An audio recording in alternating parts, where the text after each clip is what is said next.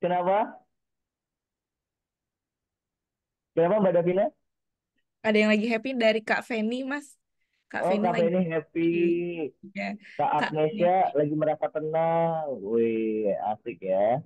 Kalau Kak Agi tuh baru gajian udah habis tuh perasaannya kayak gimana tuh Kak Agi? Baru gajian udah habis ya. Ini kayaknya Kak Agi para golongan yang gajinya itu kayaknya sekitar eh, 8 koma kali ya. Kalau 8 udah koma ya. Baru gajian udah habis ya. Oke, lagi semangat dikejar deadline. Wah, itu semangat apa lagi was-was itu Kak Riki ya. Oh, kalut ini rasanya ya. Waduh, baik teman-teman ya. Semangat Mas Riki, mantap dikejar deadline. Oke, kalut gitu ya. Oke, thank you teman-teman yang sudah menjawab. Apapun perasaannya, yuk sama-sama kita terima. Jangan ditahan, jangan ditekan. Kenapa? Salah satu senior saya, guru saya juga, namanya Aisyah Yuhani Danur, seorang psikolog. Beliau tuh pernah bilang gini, apapun perasaan yang kita lagi muncul, kita lagi rasakan, itu please jangan ditekan, jangan diabaikan. Kenapa? Karena yang namanya emosi, perasaan, semakin ditekan, semakin dia akan melawan. Dan lama-lama, semakin ditekan, semakin melawan, dia bisa-bisa meledak. Dan kadang-kala meledaknya itu udah nggak tahu waktu, nggak tahu tempat. Gitu. Jadi, setiap ada perasaan yang muncul, yuk sama-sama kita validasi, kita salurkan. Gitu. Kalau yang tadi lagi kalut, mudah-mudahan segera menemukan ketenangan gitu ya. Yang lagi happy, mudah-mudahan pasang happy-nya juga diberikan waktu yang lama untuk menetap ya. Yang lagi tenang juga ya. Dan lagi pusing, mudah-mudahan pusingnya segera hilang. Lagi lumayan hektik karena belajar bagi waktu antara kegiatan kampus ya. Itu saya ngerasain banget dulu emang ya. Lagi ada kerja, ada deadline tugas, tapi juga kerjaan ngejar, kegiatan kampus juga sama. Tapi percaya teman-teman, itu akan melatih teman-teman untuk nantinya betul-betul ketika masuk di dunia kerja yang full gitu ya, itu welcome. Kayaknya 24 jam per 7 itu tidak cukup gitu ya kalau udah masuk dunia kerja. Tapi ketika kita bisa mengelolanya, tenang aja, hidup kita tetap akan happy kok. Oke, okay. Nah berikutnya teman-teman saya ingin tahu dong, di sini rata itu semester berapa sih? Oh gini, semester berapa dan jurusan apa? Nah, boleh tuliskan di kolom chat nih, semester apa dan eh, jurusannya apa? Kuliah kerja menyala dompet dan otakku. Meledak, ya kan? Semester 6 jurusan bisnis. Wih, cakep. Jurusan psikologi. Oh, Kak Agnes. Oh, baru masuk Kak Agnes ya, semester 1. Ini baru di ospek berarti kemarin Kak Agnes ya? Yang baru di ospek ya?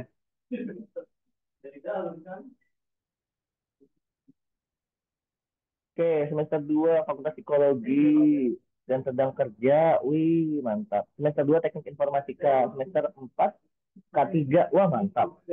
Semester 2 Teknik Informatika. Oke. Wah, ini keren ya, teman-teman di SA Unggul tuh memang bahkan dari semester awal aja udah banyak yang kerja nih. Keren banget, kece banget. Benar-benar memanfaatkan waktu mudanya itu untuk mencari pengalaman. Kenapa? Karena ketika nanti teman-teman masuk di dunia, maksudnya udah lulus gitu ya, ada satu ironi di mana pas lamar kerja, wah ini fresh graduate, harus punya pengalaman. Nah, ya kan harus punya pengalaman kerja Pak, iya tapi kerja perlu pengalaman, ya muter-muter aja gitu kan. Makanya teman-teman dengan memilih sudah bekerja apapun yang dilakukan saat masih kuliah ini, itu adalah pilihan yang oke, tinggal please banget teman-teman untuk kalau pas udah kerja saat kuliah, udah kenal duit, biasanya malas kuliahnya, itu hati-hati ya.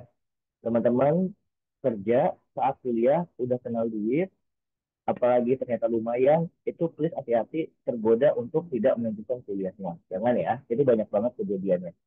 Karena kayak, ih ngapain gue selesai kuliah, orang gue udah bisa dapetin duit. Nah itu jangan ya, please, karena teman-teman udah memulai sesuatu, jadi selesaikan. Gitu ya. Nah ini dia nih Kak Rohim ya, cari duit juga buat biaya kuliah. Kalau saya tidak kerja, tidak kuliah. Saya nggak akan kuliah kalau saya nggak kerja. Keren banget. Kasih tepuk tangan dulu dong untuk teman-teman ya, cakep. Wah ini saya semangat banget mendampingi teman-teman semua yang keren-keren banget ya. Nah, oke kita lanjut nih untuk tentunya buat teman-teman senang banget nih karena pas banget apa yang akan kita bahas di sore hari ini. Kenapa? Teman-teman, ini kita memulai dengan quote ataupun pepatah dari Albert Einstein gitu ya, yang mengatakan bahwa learning is an experience, everything else is just information. Jadi teman-teman materi hari ini sebenarnya kalau mau nyari di Google, nyari di ChatGPT, Gemini dan lain sebagainya, itu pasti ketemu gampang banget. Tapi yang namanya pembelajaran itu ternyata bukan sekedar mendapatkan informasi membaca, tapi justru yang namanya pembelajaran itu dengan melakukan sebuah pengalaman. So, di sesi yang singkat ini, kalau teman-teman nanti bisa untuk melakukan, lakukan. Tapi kalau enggak, setelah sesi ini dilakukan. Untuk apa? Untuk mendapatkan pembelajarannya. Ya. Oke, sekarang kita mulai teman-teman. Nah, ada tadi banyak banget yang ngomongin masalah, saya udah kerja, saya udah kerja. Saya mau kasih tebak-tebakan dulu buat teman-teman. Berapa sih jumlah pekerja di Indonesia? Boleh tuliskan di kolom chat. Berapa jumlah tenaga kerja yang ada di Indonesia? Yuk, coba tuliskan di kolom chat. Berapa jumlah pekerja, tenaga kerja di Indonesia? Coba tuliskan di kolom chat nih. Berapa sih jumlah tenaga kerja di Indonesia?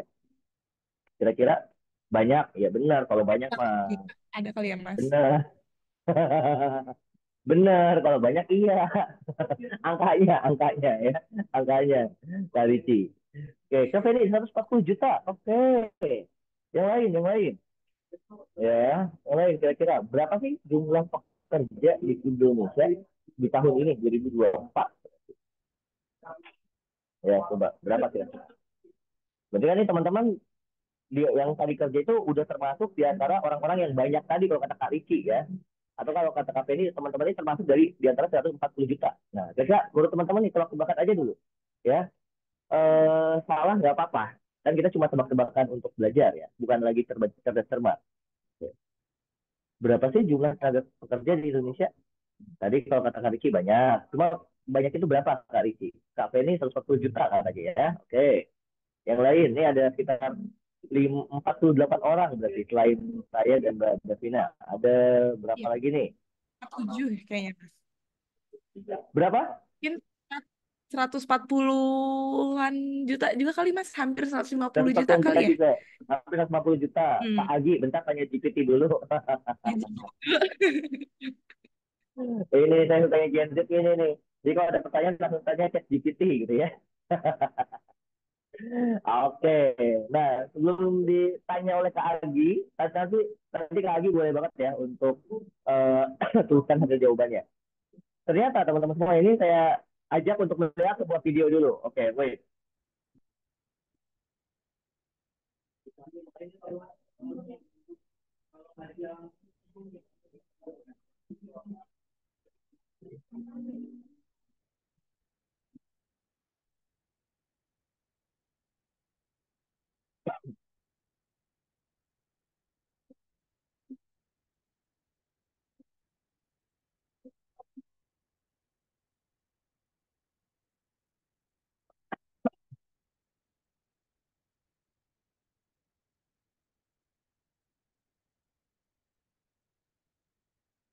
Nah, teman-teman, dari video ini kejadian kalau nggak salah tahun lalu deh. Kejadian persis yang saya dapat video ini adalah tahun lalu di bulan September juga teman-teman semuanya. Dan ini tuh bukan antrian lagi, oh lagi ada promo nih kayaknya di suatu produk, kayaknya lagi mau beli tiket nih, war tiket. Bukan teman-teman. Kalau tadi teman-teman lihat sepanjang itu antriannya sebanyak itu adalah antrian lagi melamar kerja di sebuah pabrik. Sebanyak itu teman-teman. Bahkan kalau teman-teman cari di YouTube, di Google dan lain sebagainya, kayak kondisi gimana sih ngelamar kerja di sebuah pabrik gitu ya, perusahaan, itu sampai ada yang datang dari jam 2 dini hari, jam 3 dini hari hanya untuk bisa dia di depan gitu, urutan depan. Dan dia bersaing dengan ratusan bahkan ada yang sampai ribuan karyawan, calon karyawan gitu. Belum lagi kalau teman-teman kalau ke job fair gitu ya, itu kan tiap tahun ada job fair ya. Sebenarnya kalau ke job fair itu, kayak jalan aja susah di antara booth-booth para perusahaan yang lagi menawarkan karir di sana. Karena memang sebanyak itu teman-teman tenaga kerja di Indonesia. Karena apa? Karena nih tadi nih pertanyaannya berapa sih jumlah tenaga kerja di Indonesia? Nah ini Dan ini ada 2 tahun yang lalu, teman-teman. Ini saya belum dapetin data yang tahun 2024 ya. Tapi di tahun 2022, which is udah 2 tahun yang lalu, dari data pusat statistik, Badan Pusat Statistik, tenaga kerja di Indonesia itu udah 144,1 juta jiwa pada Februari 2022. Kita udah 2 tahun, ada kemungkinan udah nambah, udah lebih banyak lagi. Maka pertanyaannya teman-teman semuanya, gimana caranya ketika kita yang lagi bekerja, kita mau punya karir yang baik, kita mau bisa bertumbuh, kita mau mencapai uh, bisa bersaing dengan unggul gitu ya, seperti semangatnya Esa Unggul. Apa sih yang perlu kita miliki menurut teman-teman? Menurut teman-teman nih, agar kita bisa bersaing dengan 140-an juta jiwa tenaga kerja di Indonesia. Apa sih yang perlu kita miliki? Skill, oke, skill apa? Kalau menurut Kak Feli, skill apa yang kira-kira bisa membuat teman-teman tuh unggul gitu ya di antara 140-an juta yang lain tadi. Gelar, pengalaman, oke. Apalagi harus punya pengalaman bekerja, oke. Apalagi, iya, orang dalam.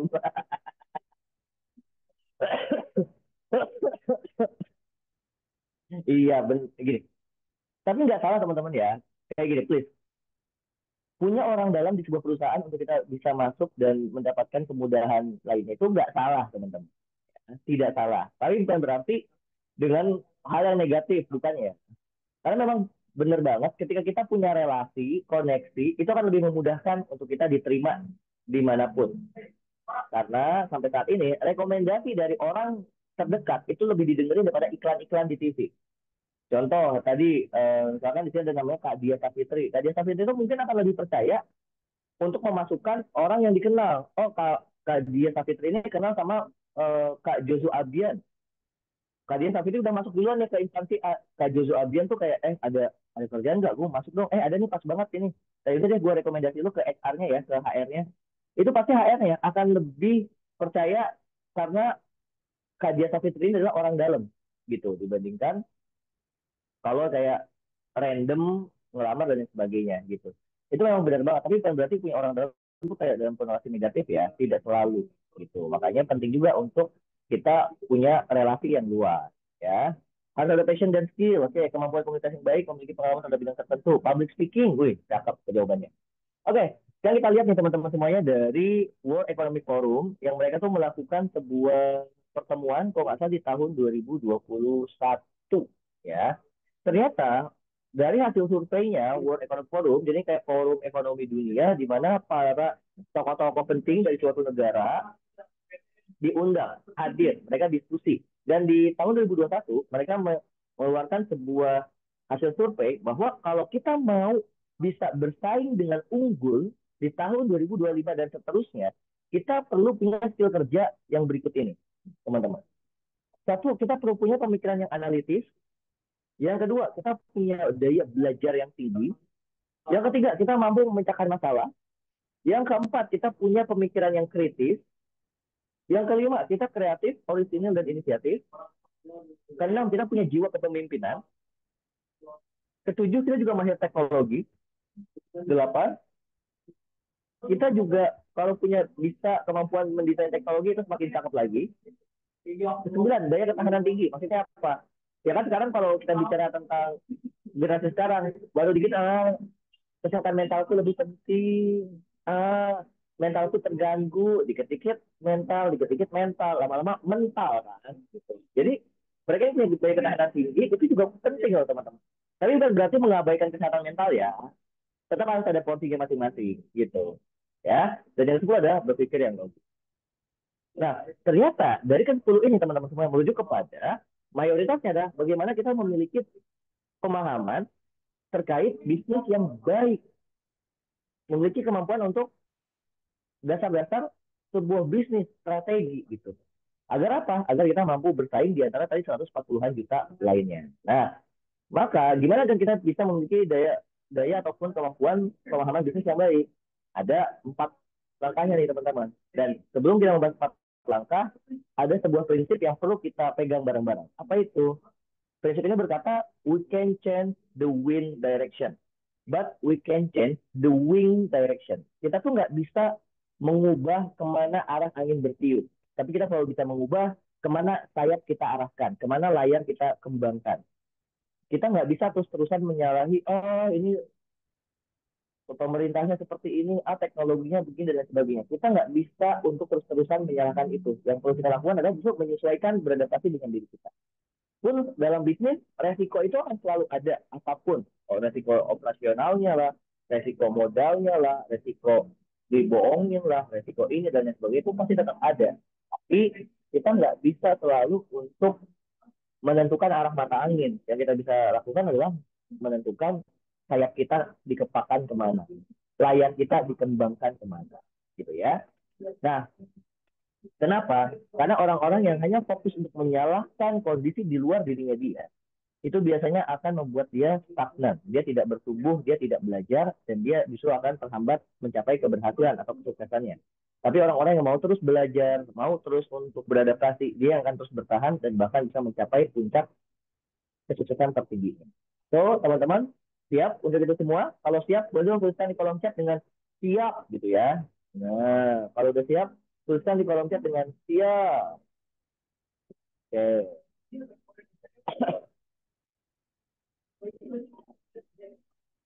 Oh, belum pada siap nih kayaknya nih ya. Belum ada siap nih. Oh, siap, Kak Ricci. Oh, ini Kak Isi. Ricci meskipun lagi kerja, tetap tetap selalu ini ya, responsif ya, keren. Siap, siap, siap, gas. Mantap. Wih, keren banget. Kak Davina. Ini semangat-semangat banget ya teman-teman dari Etaunggul nih. Kasih tepuk tangan lagi dong. Kece. Ya, oke, kita lanjut lagi teman-teman. Apa sih 4 fondasi untuk bisa hadapi resiko bisnis gitu ya? Yang pertama, kita perlu memiliki yang namanya noble purpose, yaitu memiliki tujuan mulia yang melebihi sekedar meraup keuntungan dan materi. Kemudian yang berikutnya adalah teman-teman semuanya, kita juga perlu yang namanya memahami fundamental bisnis yang kokoh. Karena bisnis yang berkelanjutan memiliki fundamental yang jelas dan juga kokoh. Yang ketiga, kita juga perlu bisa memiliki kemampuan analisa SWOT. Kita paham kekuatan kita paham kekurangan kita, peluang dan juga ancaman dalam berbisnis. Dan yang keempat adalah membangun kolaborasi. Nah, sebelum kita lanjut teman-teman semuanya, karena nanti kita bahas secara mendalam meskipun dengan waktu yang singkat. Bagi teman-teman yang mau berbisnis, nanti silakan bisa langsung dibayangin ke dalam konteks bisnisnya.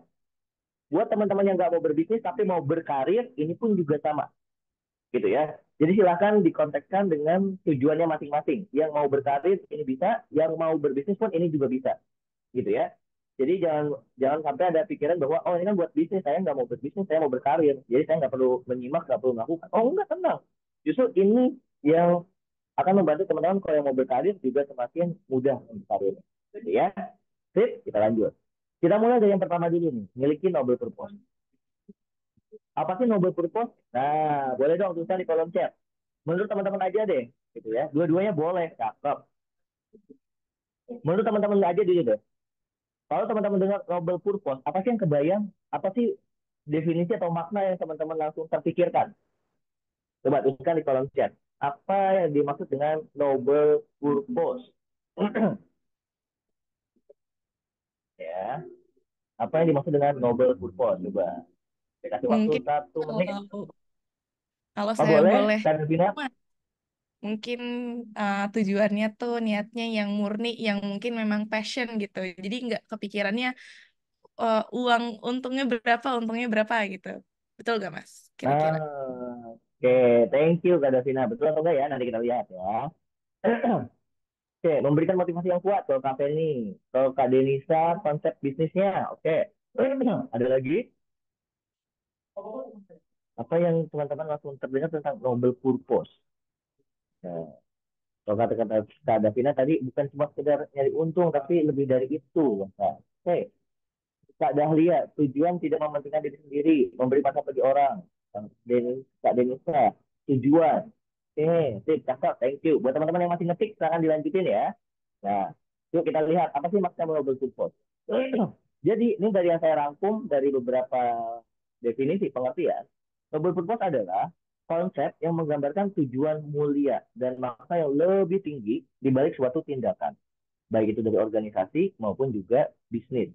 Nah, kalau dalam konteks bisnis, noble purpose itu merujuk pada tujuan perusahaan yang melampaui sekadar mencari keuntungan.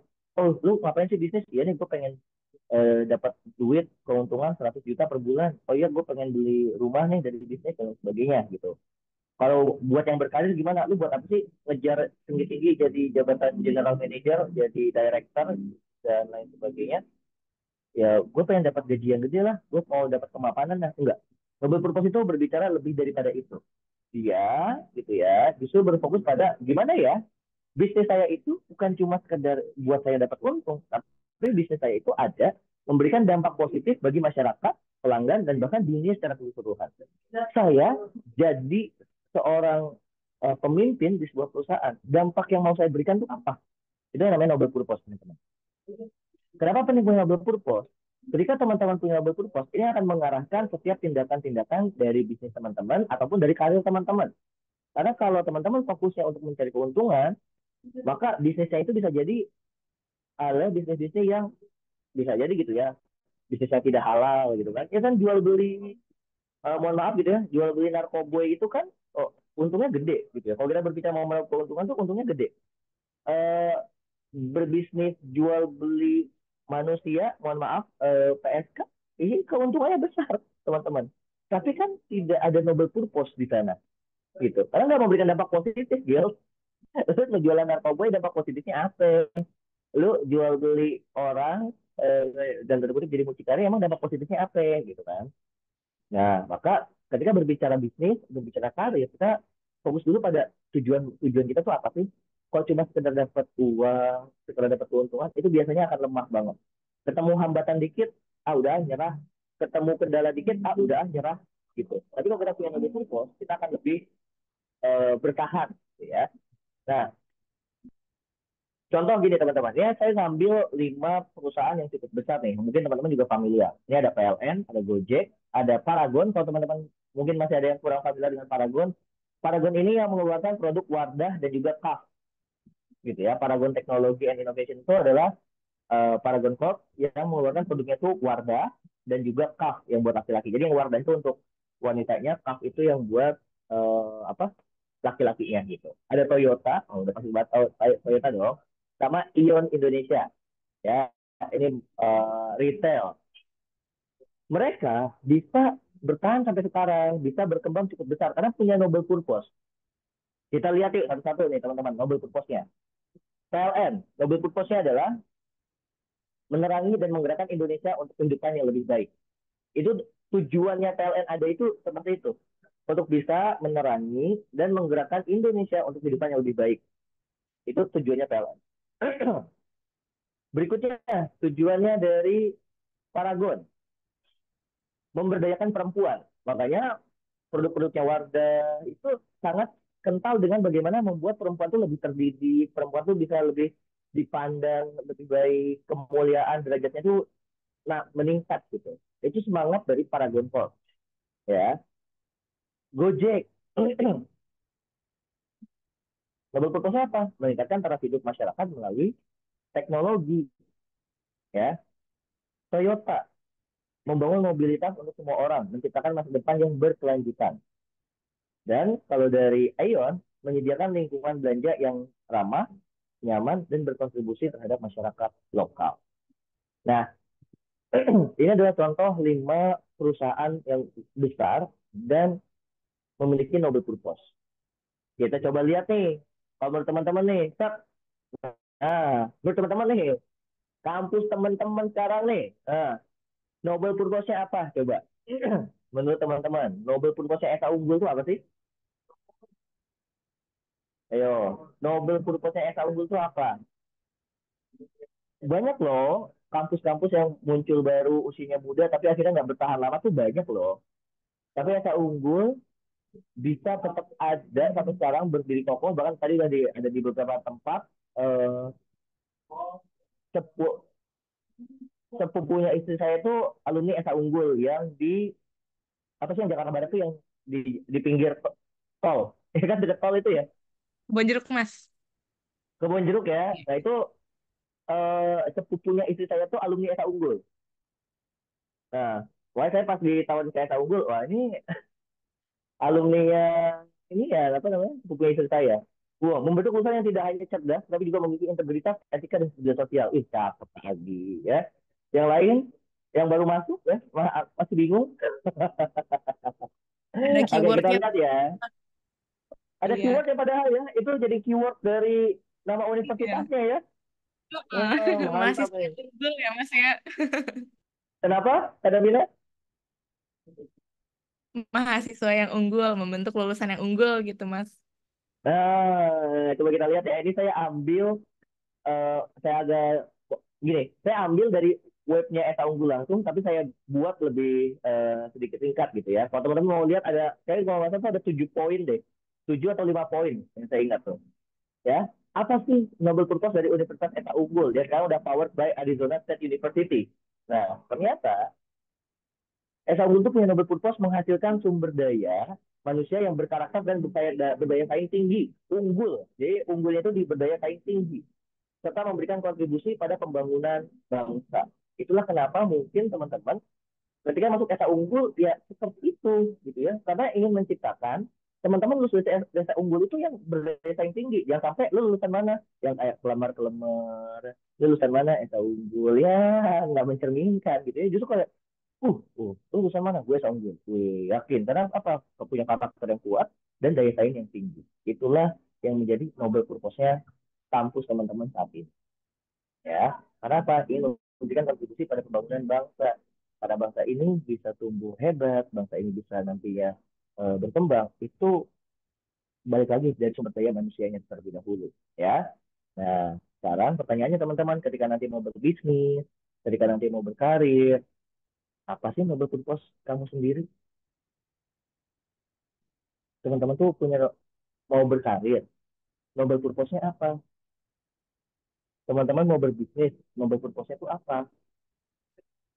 Contoh saya selain sebagai profesional trainer, saya juga content creator, terutama di TikTok gitu ya. Itu saya membagikan terkait masalah-masalah dalam relasi dan juga rumah tangga gitu, pernikahan dan rumah tangga. Apa sih nomor purpose-nya? Saya tuh melihat gitu ya, bahwa ternyata ketika sebuah keluarga itu bisa berjalan sesuai fungsinya, bukan keluarga yang disfungsi, yang tidak sesuai dengan tujuannya, itu bisa kok untuk membentuk peradaban yang lebih baik lagi. Karena keluarga itu adalah organisasi paling kecil. Seorang bos di kantor gampang banget kalau nyuruh-nyuruh anak buahnya. Oh, kalau di kantor kepemimpinan itu udah kayak lebih gampang dibandingkan mau lihat seberapa teruji kepemimpinan seseorang, lihat gimana dia ke keluarga.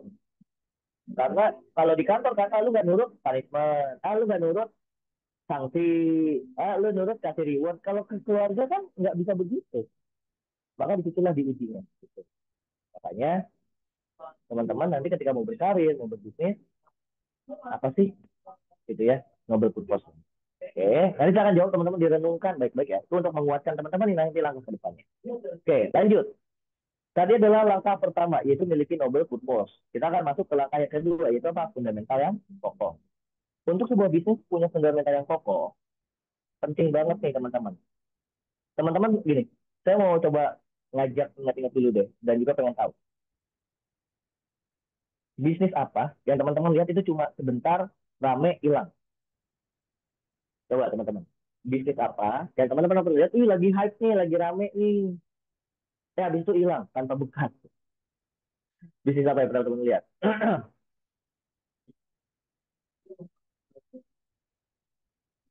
Oh, menciptakan lapangan kerja, mantap. Skincare, makanan, makanan. Oke, kue artis, thank you Kak Dadi, spesifik banget ya.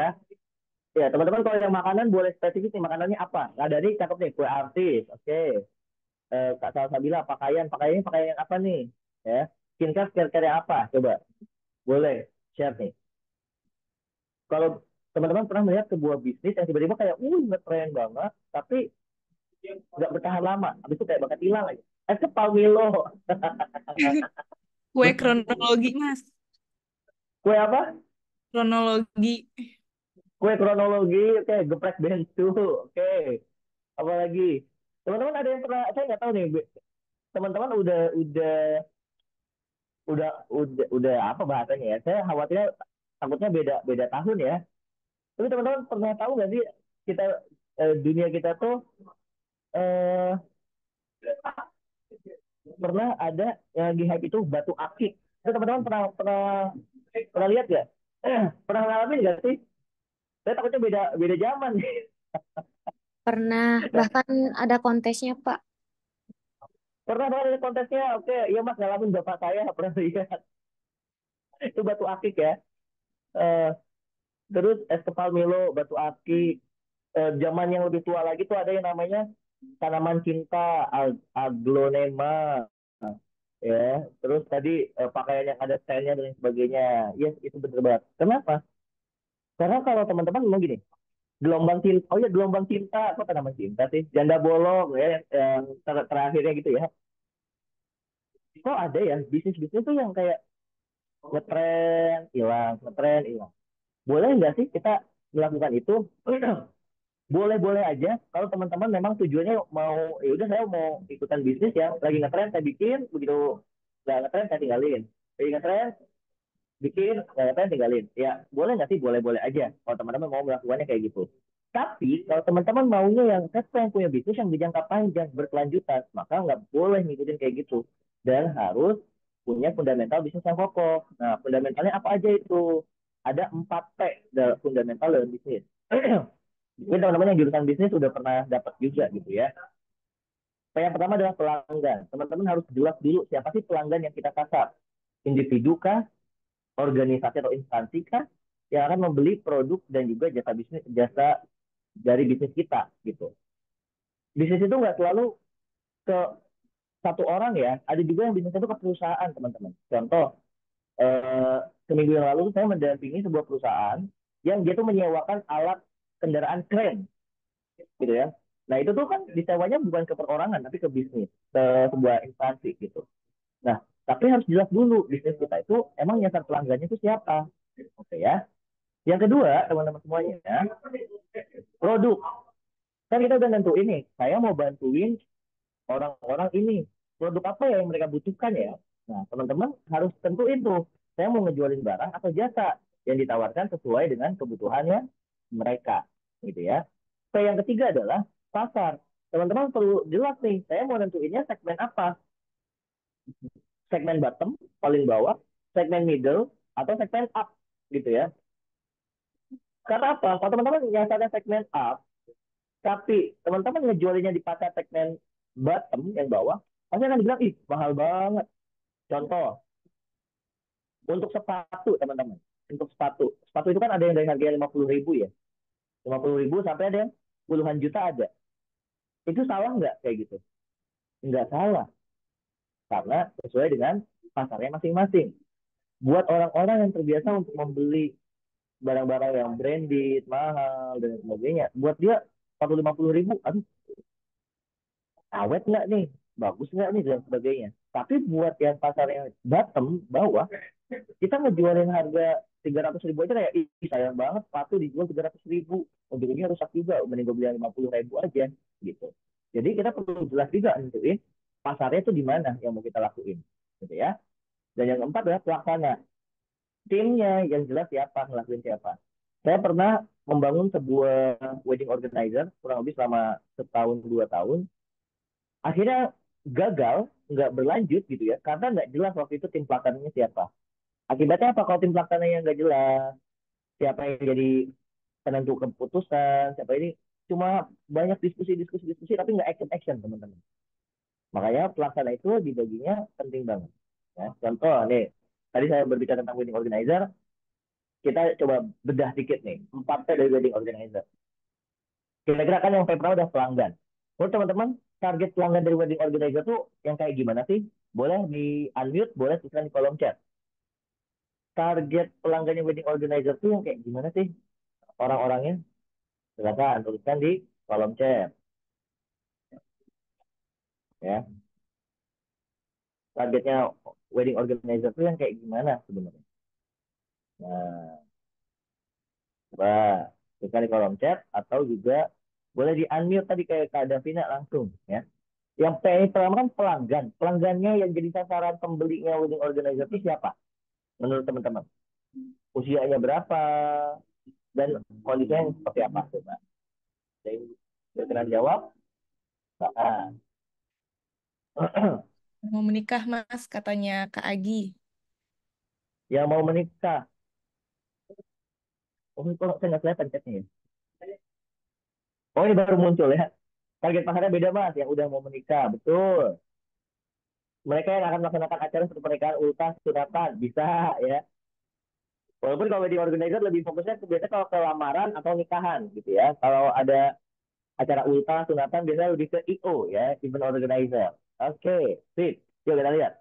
Pelanggan dari WO itu kan biasanya usia 20 sampai 35 yang memang mau nikah. Tapi bukan hanya itu aja, latar belakangnya beda-beda. Kenapa latar belakangnya beda-beda? Karena nanti akan menentukan nih dari jenis konsep pernikahannya, dekorasinya, biayanya. Maka teman-teman harus tentukan. Kan ada orang yang nikah biaya sampai 1 M. Tapi ada orang yang nikah keluar 10 juta aja enggak. Ya. Nah, saya termasuk yang dulu nikah nggak nyampe 50 juta, tapi bisa sampai 700 orang. Karena waktu itu saya pakai konsepnya intimate gitu. Intimate, mingle, lebih ke friendly event gitulah. Jadi kayak lebih ngebaur. Nah, itu pelanggan dari wedding organizer. Saya pelanggan. Yang kedua adalah produk. Nah, produknya kira-kira apa buat teman-teman? Produk inti dari wedding organizer itu apa sih? Produk inti dari wedding organizer. Nah, coba. Dekorasi, oke. Hiasannya. Mung- Oke, apa lagi? Ya, Mungkin, Kak mungkin Davina? ini, Mas, apa, panitianya gitu yang buat kelangsungan acaranya tuh jadi lebih kondusif gitu mungkin. Ah, Jadi kita oke. terima kasih kayak gitu. Baik, thank you Kak Davina. Kak ini juga susunan acara, konsep dan desain. Oke, kita lihat nih. Produk dari WO itu adalah perencanaan dan koordinasi acara pernikahan dari awal hingga akhir. Tenaga orangnya yang ngatur. Karena kalau nanti teman-teman mau nikah, itu repot banget kalau ngurus sendiri, asli. Tapi kalau memang teman-teman cukup luang dan mau menikmati naik turun menyiapkan pernikahan, lakuin sendiri. Tapi kalau kayak tipikal, oh gue gak mau ribet gitu ya, pakai WO. Karena itu ribet banget dari awal sampai akhir. Bukan hanya sekedar jualin hiasan, hiasan itu vendornya, tapi WO itu mengkoordinir semuanya biar lancar dari mulai persiapan sampai akhirnya penutupannya gitu ya. Nah, pelanggan produk, kita lanjut lagi. Yang ketiga adalah pasar. Pasar itu apa? Lihat dari segmennya nih, segmen yang sederhana, mewah, terus trennya juga kayak gimana, itu beda-beda. Makanya penting banget untuk kita memahami sebuah tren bisnis gitu ya. Dan pelaksananya. Nah, biasanya kalau di WO itu ada event planner-nya siapa. License officer itu berarti yang bertugas pada hari H, dia yang nemenin orang cateringnya, dia nemenin orang fotografer dan sebagainya, itu siapa aja. Manajernya siapa. Itu harus jelas tuh teman-teman. Karena kalau nggak kayak gitu, nggak akan jalan. Gitu ya. Nah, yuk sekarang kita lanjut nih. Tinggal 10 menit lagi ya, kurang lebih Kak Davina. Gitu ya. Kita tanya jawab. Dan yang ketiga adalah analisa SWOT. Nah, ini yang mulai masuk gimana caranya kita bisa tahu resiko bisnisnya. Ya, kita akan bahas yang ini. Jadi, kalau teman-teman udah cukup sering banget gitu ya, atau ada yang baru dengar, SWOT itu adalah singkatan dari strength, weakness, opportunities, and threat atau ancaman gitu. Metode SWOT ini adalah untuk menganalisa lingkungan internal di dalam bisnis kita, di dalam diri kita, dan juga lingkungan eksternal di luar diri kita. Dan teknik ini dapat membantu kita menetapkan strategi pilihan yang terbaik dengan kondisi yang kita hadapi. Jadi kita ketika menghadapi sebuah resiko, respon kita menghadapi risiko itu yang jauh lebih penting daripada kita memikirkan gimana cara-caranya ya. Tapi respon kitanya itu lebih penting gitu. Terus gimana biar kita bisa melakukan pemilihan strategi yang baik. Satu, pertama kita mulai dari strength dulu. Kita perlu melihat nih, kalau yang buat bisnis kira-kira saya punya kelebihannya di mana ya? Punya kekuatannya di bagian apa ya? Saya punya sumber daya yang dimiliki itu terkait apanya ya? Kalau yang berkaitan dengan karir saya, Panji Nusanti nih, saya punya kelebihan apa ya? Apa sih achievement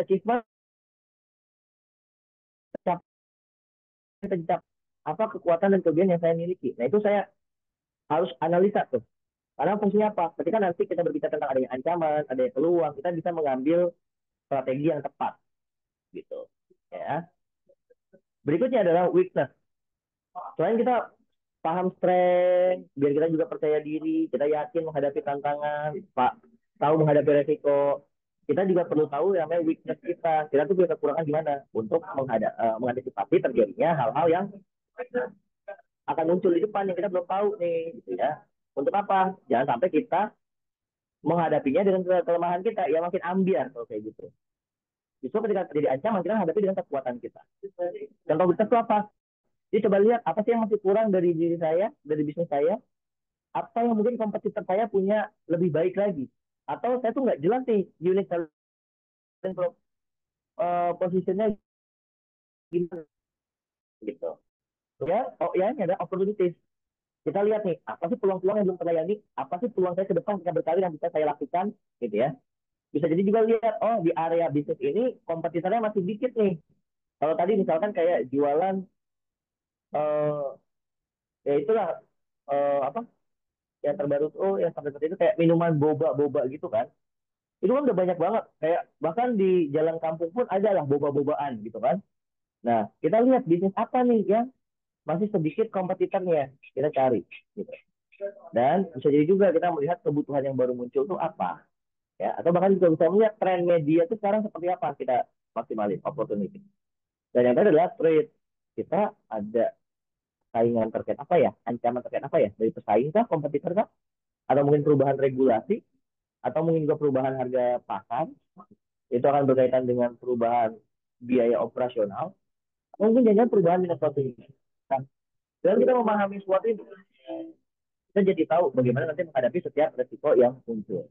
Dan terakhir, teman-teman semuanya, setelah kita udah tahu nomor purpose kita apa, kita udah punya fundamental yang kokoh, kita udah punya juga analisa SWOT untuk kita menghadapi setiap resikonya, gitu ya.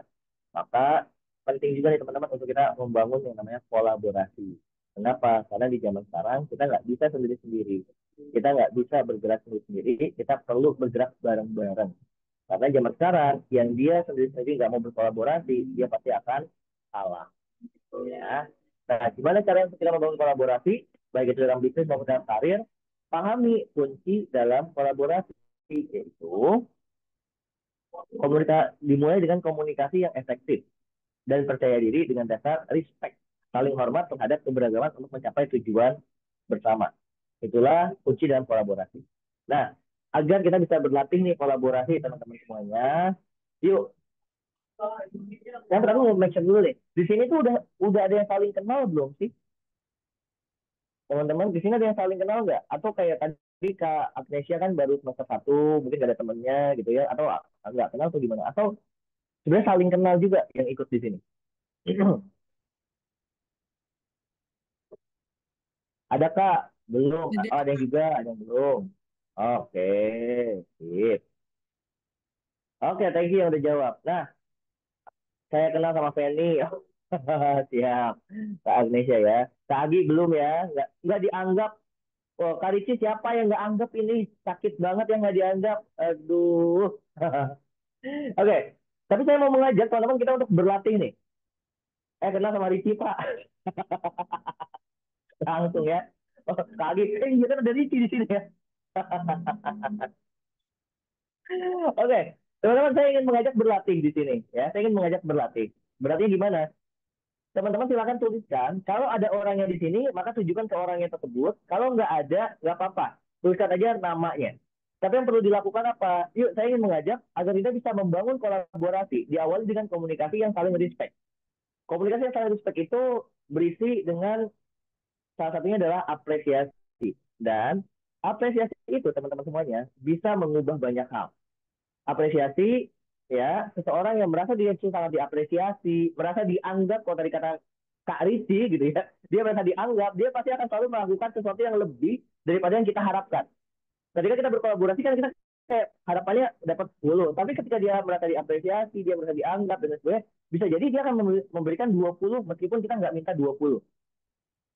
So, di akhir pemaparan materi ini saya ingin mengajak, yuk tuliskan di kolom chat, sampaikan apresiasi yang ingin teman-teman sampaikan kepada orang tersebut. Misalkan tadi Kak Agnesia kepada Kak Feni, dari Kak Feni kepada Kak Agnesia. Boleh tuliskan di kolom chat apa apresiasi yang ingin disampaikan kepada orang tersebut. Kak Riki sama Kak Agi, apa apresiasi yang mau disampaikan? Silakan tuliskan di kolom chat. Nah, tapi yang dituliskan itu bukan sesuatu yang Agi, thank you ya, lu keren banget, cakep, jospol, gaspol, enggak kayak gitu ya. Tapi harus spesifik, menyebutkan apa tindakannya Kak Agi yang saat itu buat Kak Riki kayak, ih, gue ngena banget loh. Misalkan kayak saat itu Kak Agi nanya gitu ya, ada yang paham terkait pembahasan ini enggak? Nggak ada yang jawab, tapi Kak Riki atau Kak Agi tuh langsung jawab, gue paham nih, gue jelasin. Ternyata di situ ngebantu banget gitu ya. Maka boleh banget untuk mengapresiasi. Sebutin hal baik yang dia sudah lakukan apa, dan doa kebaikan buat dia apa. Boleh ya, tuliskan nanti di kolom chat untuk siapa dan apa apresiasinya. Oke? Saya kasih waktu 2 menit aja teman-teman sebelum nanti masuk ke tanya jawab. Yuk sampaikan, apa sih apresiasi yang mau teman-teman sampaikan kepada orang tersebut. Yuk silakan, waktunya 2 menit. Monggo. Ke everyone ya, Kak Ricci. Direct message aja katanya Mas. Kata gitu. Iya dong. Direct, enggak dong, ke everyone dong. Kan Everyone biar dong. ngelihat. Iya kan biar biar ngelihat ya. Saya mengapresiasi Indonesia adalah orang yang sangat peduli, sehat, dan bahagia selalu Indonesia. Wih. Saya mengapresiasi Bu Riliawati sangat keibuan, sehat, dan bahagia selalu Ibu Lia. Wih, keren. Oke, Kak Feni, pengingat kamu selama ini sangat amat membantu dan bermanfaat loh buat aku. Makasih banyak ya, Fen. Pengertian kamu dengan keterbatasan waktu yang aku punya di saat kerjaan dan pendidikan aku. Makasih banyak, dan semoga berkat selalu bersamamu dan orang-orang di sekeliling kamu. Ih, mantep. Amin. Yuk, Kak Riki dan Kak Agi ya. Biar biar diakui, dianggap. Ya, yuk silakan teman-teman yang lain. Saya masih kasih waktu 1 menit lagi ya. Kayaknya Kak Ricci lagi ngetik nih, Mas. Kayaknya nih curiga ya. Aduh, silakan. Apa sih apresiasi yang teman-teman mau sampaikan? Dan ini apresiasi teman-teman jangan nunggu pas lagi ada sesi gini aja ya. Teman-teman mau kayak per hari, per minggu, yang penting dilakuin. Kak, per hari emang bisa ya? Bisa. Kan kita mau apresiasi itu pada bentuk perilaku. Oh, hari ini dia melakukan hal kebaikan nih, apresiasi. Kenapa? Karena ketika seseorang diapresiasi, dia akan tahu, oh, hal ini bagus ya saya lakuin. Oh, hal ini keren ya. Pasti yang terjadi apa? Dia akan pertahankan sikap baiknya itu. Nah, seringkali kita itu ngasihnya itu cuma kritik saran, kritik saran. Orang jadi nggak tahu dia udah bagus di bagian apa. Makanya, misalkan orang udah bagus nih tindakannya, dia disiplin.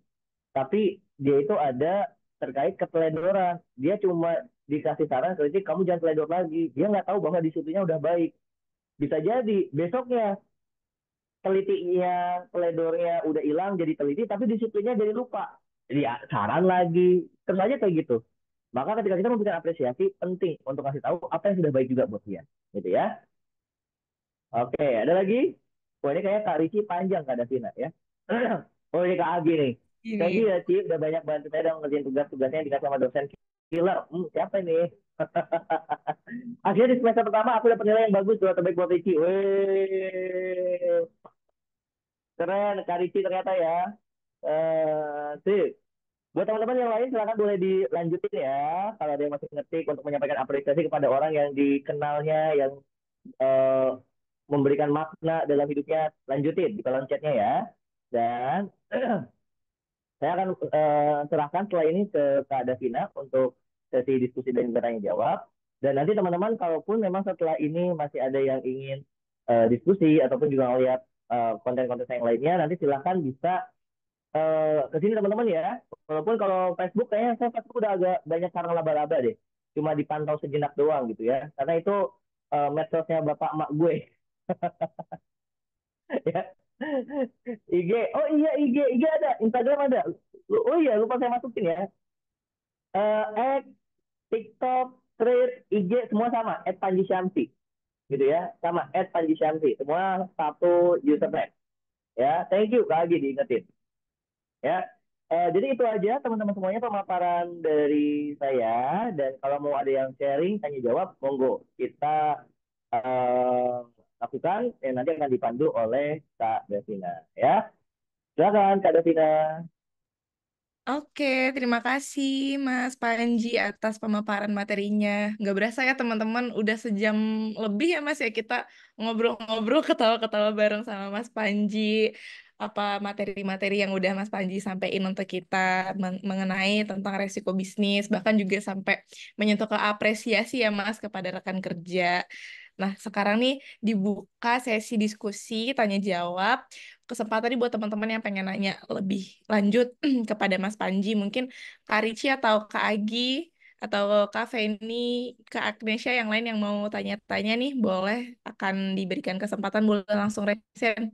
Udah ada yang resen nih Mas. Udah ada resen bahkan Iya, Kak Davina. Kak Silakan Laili. Kak Laili Agusti. Iya, Kak Laili. Silakan Kak Baik, Laili. terima kasih Mbak. Terima kasih juga Pak Panji atas penyampaian materinya. Izin saya off cam, soalnya lagi di jalan ini. Saya nggak apa-apa Kak Laili. Ini ternyata laki-laki ya. Saya pikir ini loh, Laki-laki betul. Memang laki-laki ya. selalu ya ketika saya pesan Gojek atau bersurat gitu kan, atau WA ke teman yang Ah, baru, selalu panggil, ya Ibu, ya Mbak gitu. Ibu. Silakan Kak Oke, Laili. baik. Oke, perkenalkan nama saya Laila Agusti, biasa dipanggil Gusti, gitu kan. Tapi kalau yang Hmm. nggak kenal biasanya manggil Bu Laili, gitu. Jadi saya mahasiswa S.A. Unggul semester 4, gitu Hmm. kan. Terima kasih atas penyampaian materinya, Pak Panji. Izin bertanya terkait dengan pengelolaan risiko ya, terkait dengan bisnis dan Hmm. cara menghadapinya, gitu kan. Nah, sampai sekarang ini saya sudah melakukan analisa SWOT ya, terkait dengan perusahaan yang Oh, saya Kak. pegang, gitu ya. Terkait Hmm. dengan weakness-nya, itu kami terlalu apa ya istilahnya terlalu bergantung kepada regulasi pemerintah gitu kan. Kebetulan saya Ah. megang perusahaan di bidang pelatihan, sertifikasi dan konsultasi gitu kan. Hmm. Terkait dengan Hmm. sertifikat baik BNSP, Kemenaker, ESDM maupun izin lingkungan dan lain sebagainya. Nah, untuk Hmm. kendala saat ini dalam bisnis saya itu terkait dengan regulasi pemerintah, Pak gitu kan. Apabila Benar. pemerintah ini bergeser regulasinya, otomatis kami harus merombak full terkait dengan proses bisnisnya gitu kan. Mungkin dari Pak Benar. Panji ada tips cara mengelola risiko terkait dengan hal itu. Terima kasih sebelumnya Pak Panji. Oke, thank you Kak Gusti. Wah, ini keren banget ya. Menghadapi sebuah tantangannya itu sesuatu yang kita nggak bisa ngapa-ngapain lagi. Maksudnya gimana gini? Jadi teman-teman, dalam hidup kita itu kan ada yang namanya lingkar kendali ya. Ada lingkar kendali yang kita bisa kendalikan, kita bisa kontrol langsung. Ada lingkar yang kita nggak bisa kendaliin, tapi kita masih bisa pengaruhi dengan cara kita komunikasikan. Dan ada lingkar yang kita itu area di mana kita nggak bisa kendaliin, kita nggak bisa pengaruhi. Yang kita bisa lakukan adalah adaptasi. Nah, kalau Kak Rici lagi-lagi ya, jadi Kak Rici, Kak Abi, Kak Rici, Kak Gusti ini eh, berada di area saya tuh nggak bisa pengaruhin orang juga, saya nggak bisa mempengaruhi atau bahkan mengambil tindakan langsung terhadap regulasi pemerintah, maka otomatis kan kita harus fokusnya adalah kepada hal yang bisa saya lakukan apa. Nah, contohnya gimana? Kan biasanya yang saya pahami regulasi pemerintah itu akan ada pergeseran ketika satu pergantian pemimpin. Ya contohnya sekarang ya, dari kan dari Pak Jokowi mau bergeser ke Pak Prabowo nih, kabinetnya itu pasti akan berubah, fokus tujuannya berubah, pasti regulasi pemerintah akan ada perubahan. Nah, Kak Gusti bersama dengan timnya itu perlu bisa mulai mengira-ngira kira-kira ini akan mengarahnya kemana ya. Contoh misalkan ketika eranya Pak Jokowi yang kedua, kemudian Pak Erick Thohir yang memegang BUMN, yang mengedepankan tentang akhlak gitu ya, maka pelatihan-pelatihannya pasti diwarnai dengan yang namanya akhlak-akhlak dan sebagainya. Kita bisa melihat dari siapa pemimpin, saya kira orang yang akan memimpin itu kayak gimana. Nah, itu biasanya akan menentukan arah kebijakan gitu ya. Dan apa yang dilakukan selama ini dari Kak Gusti dan juga tim di instansinya itu udah betul. Ketika ada perubahan regulasi, ya mau nggak mau memang kita harus merombak. Karena kalau kita nggak mau merombak, ya kitanya yang akhirnya akan tumbang gitu. Contoh, dunia pelatihan, ini kan berarti Kak Gusti sama saya tuh ada di dunia yang sama, dunia pelatihan. Hanya beda Betul, betul, subjeknya aja. Kayak gitu betul, ya. ya. Kita kan pernah mengalami di mana tahun 2020 dunia pelatihan itu mati banget. Betul nggak Kak Gusti? Kak Gusti udah mengalami belum tuh? Sudah, kebetulan saya kan dari 2019 ya Pak ya, gitu kan. Justru Ah, malah waktu COVID itu kami sangat hidup. Kenapa? Karena eh, kalau kita ngomongin pelatihan itu kan pasti ada terkait dengan fasilitas dan lain-lain ya Pak ya. Jadi semua regulasi betul. ketika pelatihan itu harus offline dipindahkan ke online gitu. Jadi otomatis mengurangi Hmm. cost budget kita gitu Pak. Oh, jadi Justru malah untungnya di beruntung situ ketika ada kira-kira. COVID, betul ya.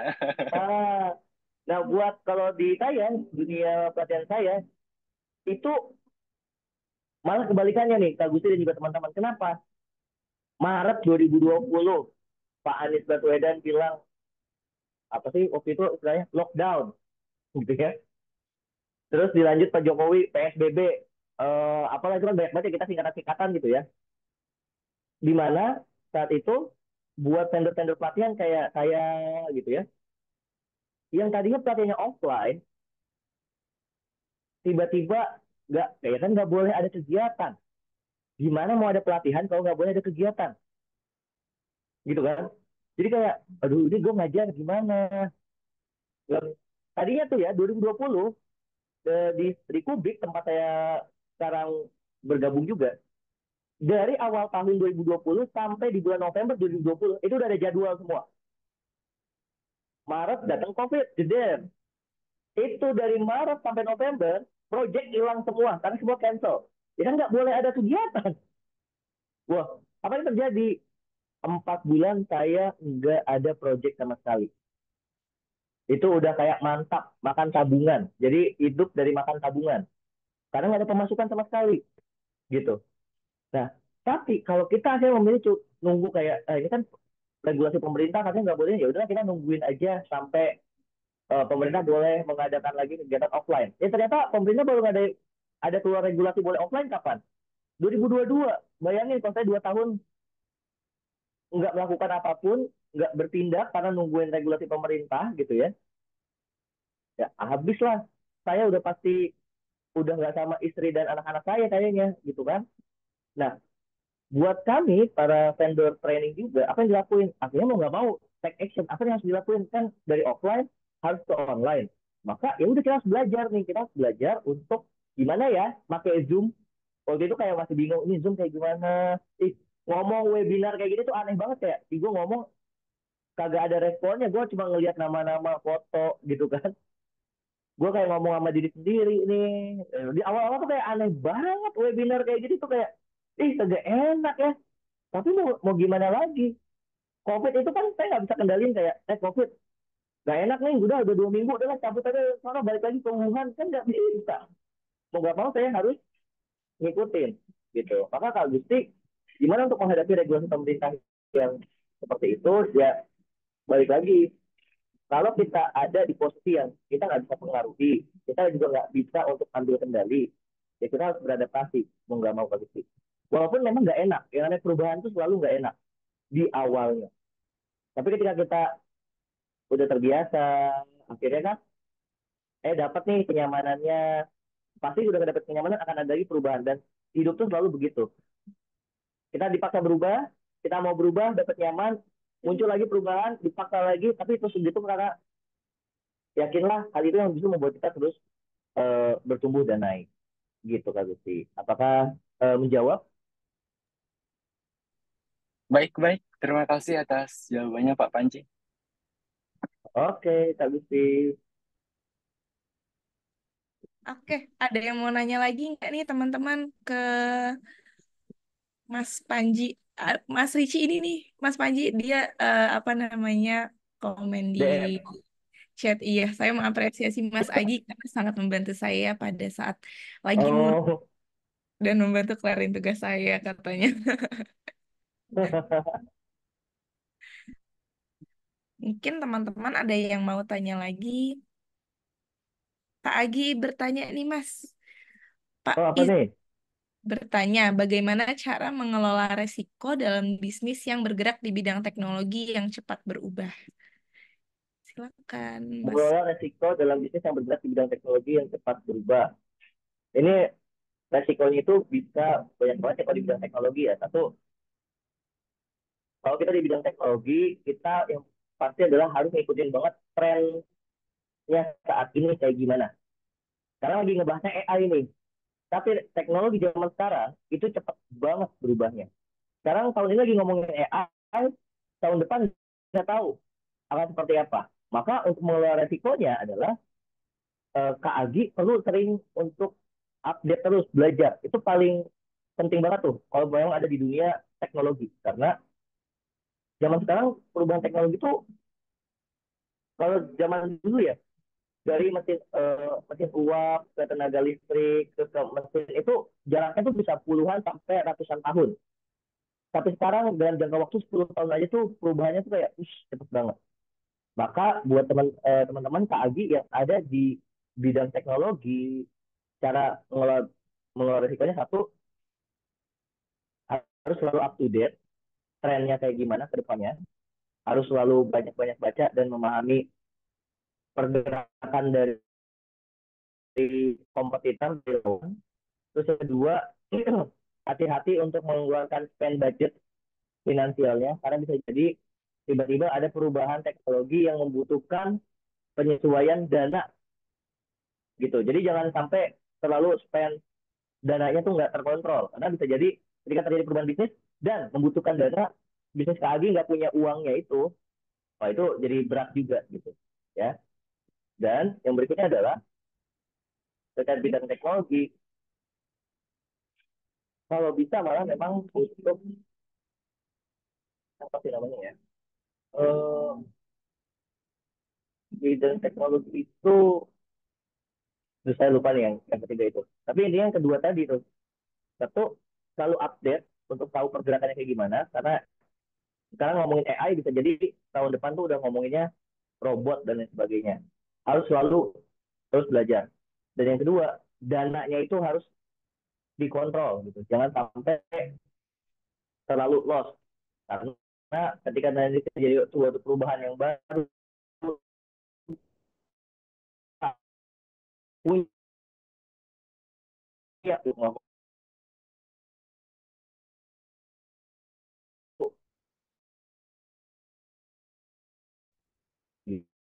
gitu.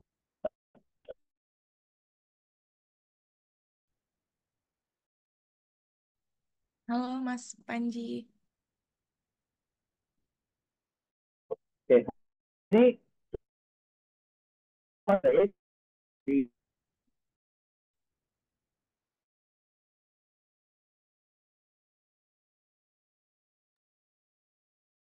Halo.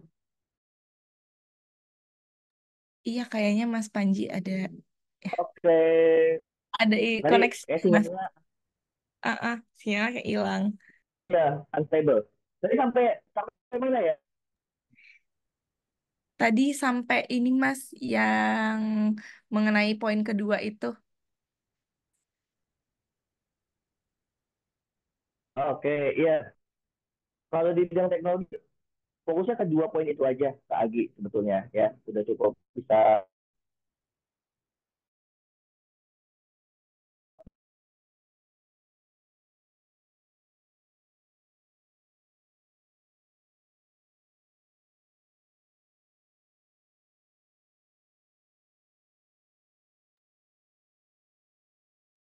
Halo.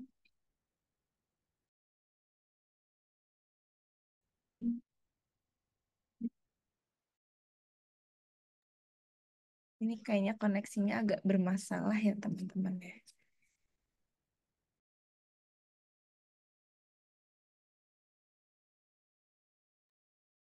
Kira-kira suara saya Tes, terdengar nggak ya? Mas Panji, maaf. tes. Halo, Halo. udah terdengar belum ya? Udah Mas Panji. Oke, ya tadi kayaknya lagi ada gangguan di wifi-nya nih, saya udah pindah koneksi. Oke, Oke, oh Kak Agi, siap atau nuhun sama-sama. ya sama-sama. Nah, ini pertanyaan dari Kak Ricci. Oke, dari Kak Rich. Dalam rencana memulai bisnis itu kan pasti kita coba dari kecil dulu ya, perlu uji coba ya. Nah, apakah hak paten itu dalam sebuah merek, dalam dalam uji coba walaupun kecil itu diperlukan, atau tunggu orang pada mengenal terlebih dahulu baru dibuat. Nah, ini eh, gimana ya? Nggak saklek kayak harus nunggu dulu diuji coba baru kita pasarkan, atau kita pasarkan dulu baru dipatenkan. Itu tuh nggak saklek karena proses untuk mematenkan sebuah brand, sebuah merek itu kan nggak sebentar ya, cukup lama. Sedangkan kalau kita bisnis kecil, fokusnya adalah gini, kalau kita mulai bisnis kecil, mulai dari itu bisnis jalan dulu, gitu. Itu bisnis jalan dulu, itu bisnis ada ini dulu, sambil kita proses untuk dipatenkan dan lain sebagainya. Kayak contoh, istri saya itu jualan sambal. Ya kan teman-teman tahu, sambal kan ada it sambal, ada apalagi sambal dan lain sebagainya, nyambel gitu ya. Nah, istri saya itu dia jalan dulu bisnisnya, dia lakuin dulu sekalian untuk test market, sambil setelah dia oh ternyata cocok nih gitu ya, baru dipatenkan. Istri saya akhirnya ngurusin ke BPOM-nya, ke halalnya, kemudian ke nomor izin bisnisnya gitu. Nanti setelah ini sambil berjalan lagi dipatenkan dan seterusnya. Itu kalau saya ngambilnya seperti itu, karena kalau untuk bisnis kecil ya. Tapi kalau untuk bisnis besar kan biasanya dananya juga beda lagi. Nah, monggo Kak Riki dengan kondisinya bisnisnya itu lebih cocok yang mana kalau dari bisnis kecilnya? Apakah nunggu dulu dipatenkan baru berjalan, atau mau berjalan dulu sambil dipatenkan? Gitu. Iya, 1 tahun prosesnya. Benar. Kemarin aja istri saya tuh halal sama NIB itu sekitar 3 bulan deh kalau nggak salah, baru baru selesai gitu ya. Belum habis ini lupa PIRT-nya udah, PIRT udah apa belum ya? Apalagi proses ya, saya lupa deh. Saya bagian investor doang ke istri saya, bentar-bentar saya dana dong. Jadi saya bagian investor apa kembali investasi alias sedekah ke bisnis istri saya gitu ya. Jadi terserah kariti yang mana gitu. Oke. Nah itu Dananya dia, dana nggak kembali, Pak. nggak ikhlas. Ya kembalinya jadi martabak, kembalinya jadi tiba-tiba dia beli makanan apa gitu aja. Tapi kembali uangnya sih kagak. Boleh di-share Mas bisnis istrinya. Mungkin teman-teman ada yang berminat mau beli.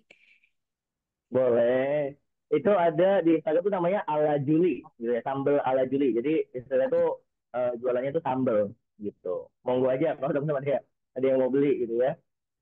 Bisa beli di Shopee nggak Mas? Kan teman-teman Gen Z ini sukanya beli pakai Shopee. Oh iya, Shopee tuh. Nah jujur saya tuh ya kata itu tadi ya, karena saya bagian bagian apa namanya, untuk saya share dong di status kamu, share dong ini ya, saya terima aja ya. Tapi tahu saya sih udah ini di Shopee juga deh gitu. Kayak gitu. Kalau Pengirim. teman-teman mau pengiriman dari mana? Dari saya tuh di Tangsel, Tangerang Selatan gitu. Tapi bisa kok kirim kemana-mana.